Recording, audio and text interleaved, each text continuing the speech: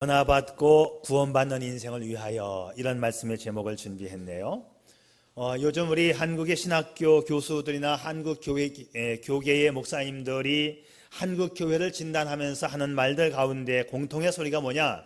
한국 교회 이대로 가서는 안 된다. 한국 교회가 변화되어져야 한다는 자성의 목소리를 내어놓고 있습니다. 그러면 한국 교회의 문제가 뭐냐? 형식적인 그리스도인이 많다는 것입니다. 형식적인 그리스도인들이 많다. 교회 안에 너무나 명목상의 그리스도인들, 이름뿐인 사람들이 많다는 것이죠.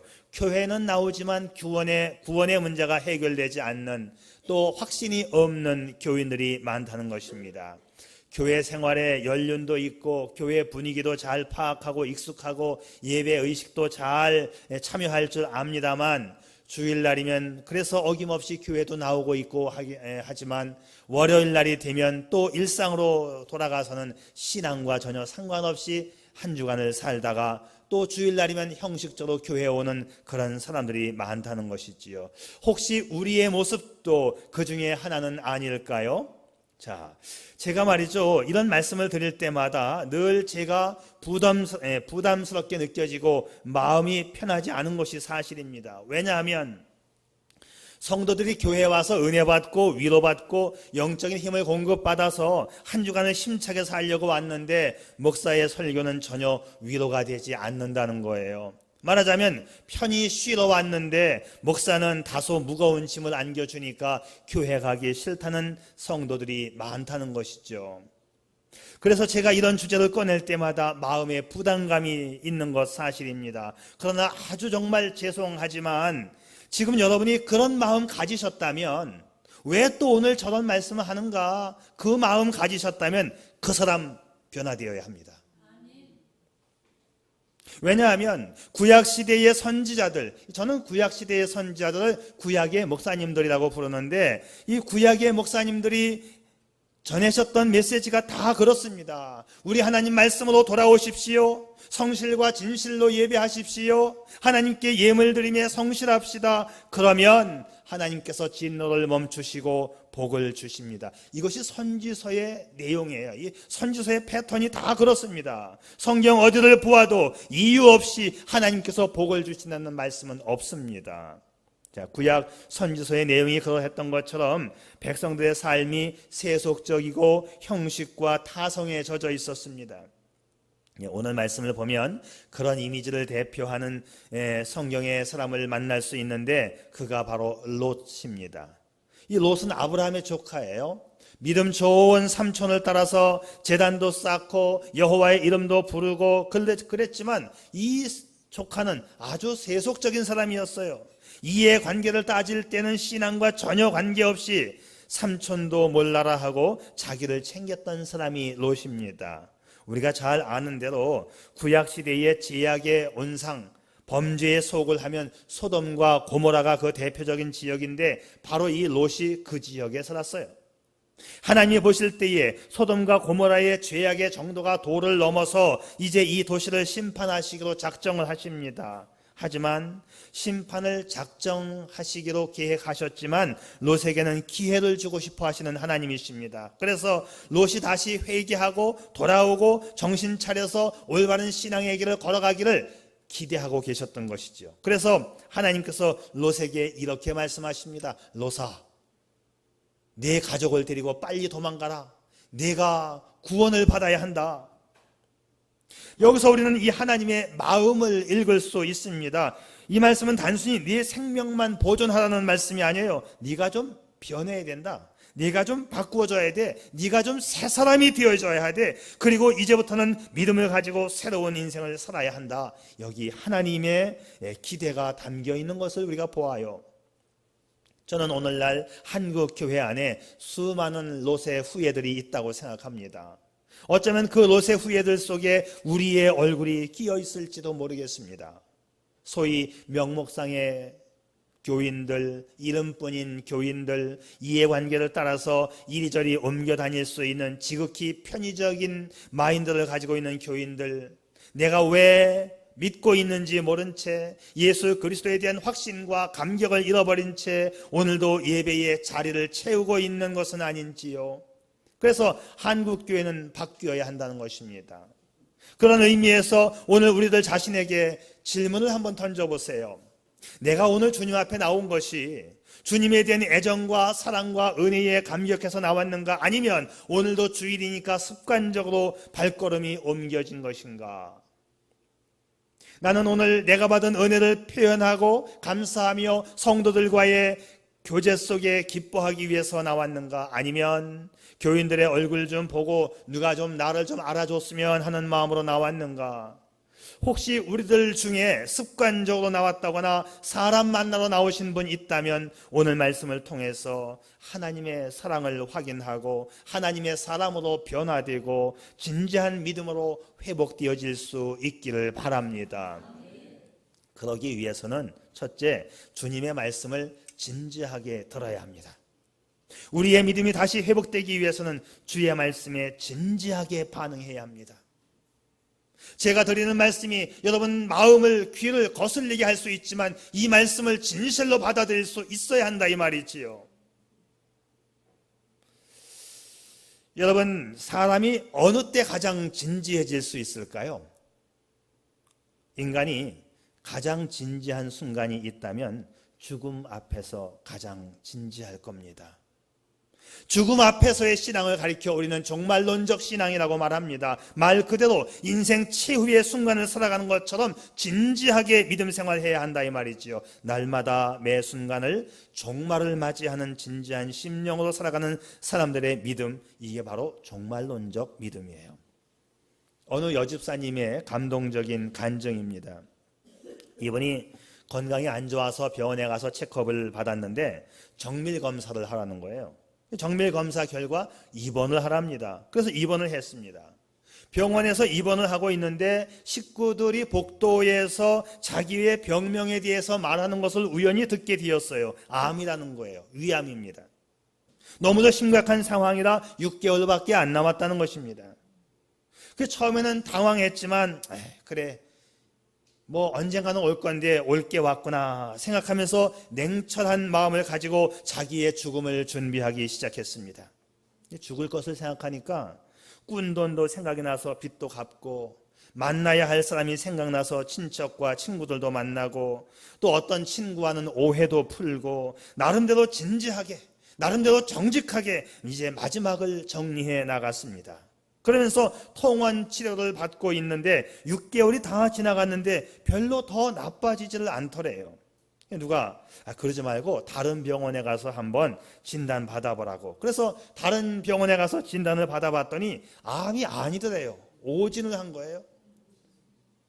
그 옆에 있는 사람이 그동안 집사님 그 꾼 돈도 갚고 여러 가지 인심 쓰면서 밥도 많이 사고 돈을 많이 썼는데 그 6개월 동안 후회되지 않느냐고. 그랬더니 이분이 대답하기를 아니에요.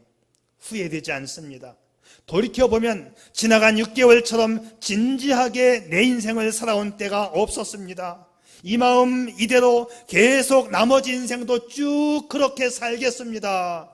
이렇게 말을 하더라는 것이죠. 사람은 죽음 앞에서 인생이 진지해지는 겁니다. 자, 본문에 나와 있는 이 롯이 자기 동네가 하나님의 심판을 받아서 망하게 된다는 경고의 말을 들었습니다. 롯은 믿었고 심판을 믿었어요. 그래서 자기의 식구들에게 진지하게 이 심판의 메시지를 전합니다. 야, 도망가야 한다. 이 소돔과 고모라 성이 이제 불심판을 받게 될 거야. 우리 이제 도망가자. 자, 13절 후반부의 말씀을 보면 이렇게 되어 있습니다. 여호와께서 이곳을 멸하시려고 우리를 보내셨나니 우리가 멸하러 왔다. 하나님이 이 도성을 멸망시키려고 천사를 보냈습니다. 그런데 그의 가족들의 반응이 어떻습니까? 14절 말씀을 보면 특별히 사위들의 반응이 아주 심각한 문제를 안고 있어요. 14절. 자, 롯이 나가서 그 딸들과 정원한 사위들에게 말하여 이르되, 14절 맨 밑에 말씀을 우리 한번 같이 읽어보겠습니다. 여호와께서 그 부분 다 같이 시작. 여호와께서 이 성을 멸하실 터이니 너희는 일어나 이곳에서 떠나라 하되 그의 사위들은 농담으로 여겼더라. 어떻게 여겼다고요? 농담으로 여겼다. 하나님의 심판이 임한다고 했는데 그의 사위들은 농담으로 여겼더라.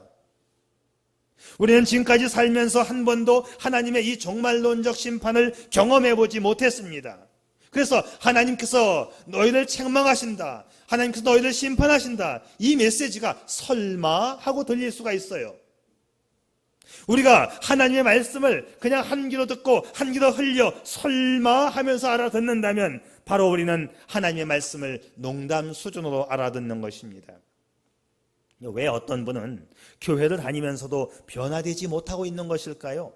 말씀에 대한 진지한 반응이 없기 때문입니다. 일주일 내내 성경 한 번 읽지 않고 기도 한 번 진지하게 드리지 않고 하나님에 대한 생각도 없이 살다가 교회에 오기 때문입니다. 사랑하는 여러분, 실제적인 변화를 경험하고 믿음의 세계를 경험하고 싶다면 말씀 앞에 진지하게 반응할 수 있기를 바랍니다.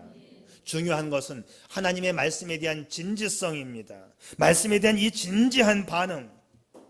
제가 목회를 하면서 보면 하나님의 말씀을 진지하게 접근하고 말씀 공부하는 사람은 다 변합니다. 참 믿음이 좋게 정말 멋진 성도로 변해가는 것을 보아요. 그런데 하나님의 말씀을 설마 농담 정도로 하나의 레슨 정도로 생각하는 사람은 교회에 골백년 나가도 변하지 않습니다. 오히려 말씀이 들어오지 않으면 교회에 골백년 나가도 불평만 들어갑니다. 교회 생활에 대해서는 익숙해집니다. 찬송가에 대해서도 익숙해집니다. 그런데 성경은 찾을 줄 몰라요.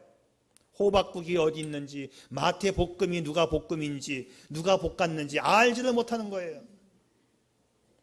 여러분, 하나님 말씀 앞에 진지하게 반응할 수 있기를 바랍니다. 여러분, 심판을 믿으십니까? 역사의 심판을 믿으십니까? 아니, 인류의 심판은 아니더라도 한 세상을 살고 일평생을 살고 창조주 하나님 앞에 서서 우리의 삶을 결산하는 그날이 반드시 온다는 것을 믿을 수 있기를 바랍니다. 내가 행한 모든 행동들, 나의 모든 일들에 관해서, 내 생각에 관해서, 내가 토해낸 내 언어에 대해서 낱낱이 주님 앞에 결산되어지고 내가 행한 모든 삶에 대해서 주님이 심판하신다. 이것을 믿는다면 참으로 우리가 달라지지 않을까요? 여러분, 변화되고 싶지 않습니까? 우리가 어떻게 변화될 수 있을까요? 그것은 주님 말씀 앞에 진지한 반응을 통해서 가능합니다. 이 말씀 속에 특별히 하나님의 심판에 대한 경고를 진지하게 귀담아 들을 수 있기를 바랍니다. 변할 겁니다. 두 번째로 주님의 강권적인 은혜를 알아야 합니다. 우리가 성경을 보면 하나님께서 우리의 구원을 위해서 얼마나 강권적으로 역사하시는지를 보게 되는데 하나님은요, 우리의 구원을 촉구하십니다. 구원 받으라고, 회개하고 믿으라고, 너 변화되어야 한다고 하나님이 강권적으로 우리에게 역사하시는 거예요. 제가 이렇게 말씀을 전하는 것도 하나님의 말씀입니다. 이 강권적인 말씀이에요. 하나님께서 막 강제적인 이 모양으로 막 우리를 구원의 현장으로 끌어들이는 것이지요. 누가복음 14장에 보면 하나님께서 하나님 나라의 이 잔치를 열고 사람들을 초대했어요. 그런데 각각의 핑계와 구실을 대면서 하나님 나라 잔치에 오기를 거절합니다. 나는 뭐 바쁘고 논에 가서 일을 해야 되고 장가 가야 되고 난 바빠서 하나님 나라에 난 들어갈 수 없습니다. 난 교회 가기 싫습니다. 그때 하나님 하시는 말씀이 뭐지요? 길로, 산으로, 골목으로, 길거리로 나가서 아무나 좋다, 병든 사람도 좋다, 가난한 사람도 좋다, 누구든지 좋다, 사람들을 강권하여 데려다가 내 집을 채워라. 여기 강권이라고 하는 단어가 나와요. 그런데 이 강권이라는 말씀이 여러분 불편하게 들립니까? 아닙니다. 이것은 강력한 하나님의 사랑입니다. 오늘 본문에 보시면 하나님이 이 롯의 가족들에게 얼마나 강권으로 역사하십니까? 15절 보게 되면 동틀 때에 천사가 롯을 재촉하여 이르되, 동틀 때에 새벽녘에 와서 했다는 말씀이 아니고 저녁부터 밤새도록 동틀 때까지 했다는 말씀이에요.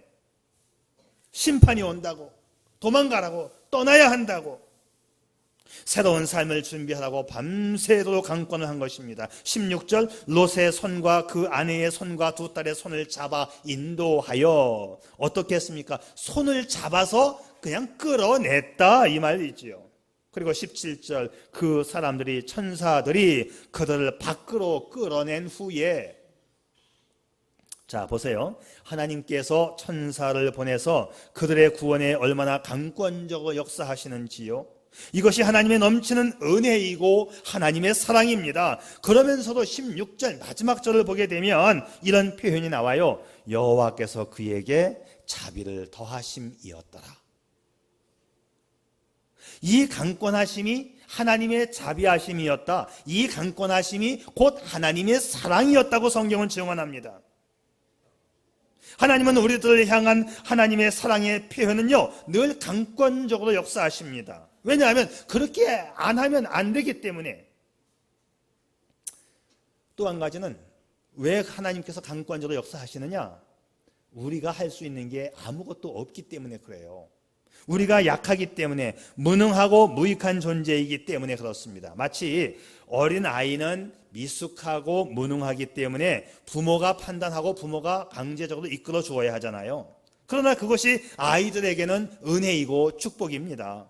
이처럼 부모가 어린 자식에게 강권적인 모습으로 행하는 것을 통해서 하나님이 우리를 그렇게 강권적으로 이끌어 가신다는 이 하나님의 강권적 사랑의 모습을 볼 수 있기를 바랍니다. 성경에 등장하는 모든 위인들은요 하나님의 강권적인 요청과 그들의 순종적 결합을 통해서 축복의 이야기를 만들어냈습니다. 아브라함이 그랬고, 욥이 그랬고, 요나가 그랬고, 모세가 그랬고, 베드로가 그랬고, 바울이 그랬어요. 다 그렇습니다. 그들은 자신들에게 말씀하시는 하나님의 강권적 명령에 순종했던 사람들입니다. 그렇습니다. 그 강권적 사랑을 아는 그리고 순종하는 사람에게 하나님의 축복이 임합니다. 우리는 이 하나님의 강권의 밑바탕에 숨어있는 하나님의 사랑을 느낄 수 있어야 합니다. 이런 사람들은요 다 변화됩니다. 이런 사람들은요 예수 잘 믿는 사람들이 되어가는 거예요. 하나님이 사랑하시기 때문에 이 말씀을 나에게 주셨구나. 하나님이 사랑해서 우리 보고 그렇게 회개하라고, 그렇게 제대로 믿으라고 말씀하셨구나. 하나님이 나에게 강권하시는구나. 이 하나님의 강권이 하나님의 사랑인 줄 아시기를 바랍니다. 이렇게 믿는 사람에게는 희망이 있는 것이지요. 이제 마지막으로 당부합니다. 주님의 은혜에 지체 없이 반응할 수 있기를 바랍니다. 하나님은 롯의 가정에 천사를 보내서 밤새도록 강권하여 이끌어냈습니다. 처음에 롯의 식구들은 짜증나고 불쾌했을 거예요. 아니 무슨 아닌 밤중에 무슨 심판이 온다고 지금 잠을 자야 하는데 왜 옷 입고 다시 도망가라고 하는 거야? 굉장히 기분이 나빴을 겁니다. 그러나 그 이튿날 하늘에서 벼락이 내리고 불비가 내리는 그 도시의 광경을 바라보았을 때에 그들은 이 무례한 천사들의 방문, 이 낯선 손님의 무례한 강권에 대해서 얼마나 감사했을까요? 혹시 여러분 중에 억지로 끌려다니시는 분이 있다면, 그렇게 해서라도 제대로 믿게 되었다면 나중에 천당 가서 아마 그럴 거예요. 너무 감사하다고, 너무 고맙다고, 그때 나를 강권적으로 끌어주었기 때문에 내가 구원받았다고 너무 고맙다고 말할 거예요. 그런데 만약 그 강권을 끝내 거절하여 하나님 나라에 이르지 못한 사람들이 있을 수 있다면, 저 지옥의 영원한 불꽃 가운데에서 자기에게 그렇게 강권했던 그 이웃들과 친구들에게 이렇게 말할지 모르겠습니다. 그때 왜 나 좀 더 강권적으로 끌지 않았냐고, 내 멱살을 잡아서라도 교회로 끌고 오지, 내가 바른 신앙생활 할 수 있도록 나를 인도해지 그랬냐고. 내가 교회에 대해서 불평하고 교회 일에 대해서 등한히 할 때 왜 나를 그냥 내버려 두었냐고. 김 집사님, 박 권사님, 왜 나를 강권하지 않았나요? 여보, 왜 나를 왜 강권하지 않았어 그때? 그때 가서 후회하지 마십시오. 강권이 필요합니다. 오늘 저의 설교가 여러분의 마음을 불편하게 할지 몰라요. 그러나 이 말씀이 축복이 됨을 믿으시기를 바랍니다. 자, 여기서 우리는 잠깐 롯의 응답하는 태도를 좀 보고 싶은데요. 롯이 어떻게 응답을 하냐 하면 16절을 보면, 그러나 롯이 지체하매. 롯도 바로 응답하지는 못했어요. 지체를 했습니다. 여러분, 인생에 있어서 인생을 살아가면서 중요한 결정을 할 때에 서두를 필요는 없습니다. 심사숙고가 필요하고 깊은 사고가 필요하고 이성적인 결정이 우리에게는 필요합니다. 그러나 여러분, 절대로 늦추어서는 안 되는 결정이 꼭 하나 있습니다. 그것은 바로 영적인 결정입니다. 회개하는 결정, 주님을 영접하는 결정, 이것은 절대로 늦추어서는 안 됩니다. 우리가 전도하다 보면 아직은 형편이 안 되고 좀 더 있다가 나중에 차차 예수 믿지요. 차차 믿지요. 여러분, 영적인 결정은 차차가 아닙니다. 서두를수록 좋습니다. 왜냐하면 사람이 내일 일을 모르기 때문입니다. 너희는 내일 일을 자랑하지 말라. 사람이 하루 동안에 무슨 일이 일어날는지 알 수 없다. 내일 예수 믿겠다고 하다가 오늘 죽을 수도 있습니다. 어차피 예수 믿을 거라면 건성으로 믿지 말고 진지하게 믿읍시다. 어차피 예수 믿을 거라면 일찌감치 주님 앞으로 나와서 주의 일에 동참합시다. 어차피 예수 믿을 거라면 하나님의 말씀을 진지하게 받아들이세요. 부탁입니다. 어차피 예수 믿을 거라면 주님의 강권하시는 은혜가 있을 때 주님 앞으로 나오십시오.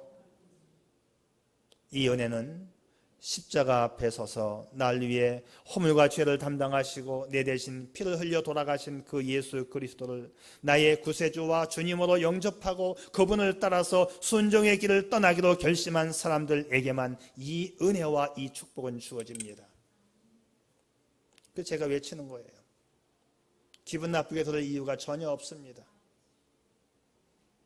건성의 믿음, 형식의 믿음, 불평하는 믿음이 아닌 오직 말씀 앞에 진지한 성도가 되어서 이 구원의 은혜가 여러분의 것이 되시기를 바랍니다. 이 변화의 은총이 여러분의 것이 되시기를 바랍니다. 그래서 복된 인생 되시기를 축복합니다. 이제 선택은 여러분에게 던져졌습니다. 당신은 회개하고 은혜 받고 구원받아 복된 인생길을 살아가시겠습니까? 아니면 회개를 거절하고 은혜를 거절하고 영원한 파멸의 길로 가시겠습니까? 선택은 당신의 것입니다. 기도하겠습니다.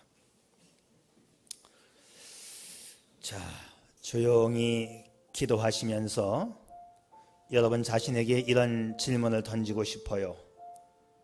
오늘 밤 주님이 여러분의 영혼을 불러가신다면 오늘 밤이 나의 인생에서 이 땅에서의 마지막 밤이라면 어디로 가시겠습니까? 여러분 천국 갈 확신이 있어요? 대답할 수 없는 분들 계시지 않습니까? 목사님 저 잘 모르겠어요.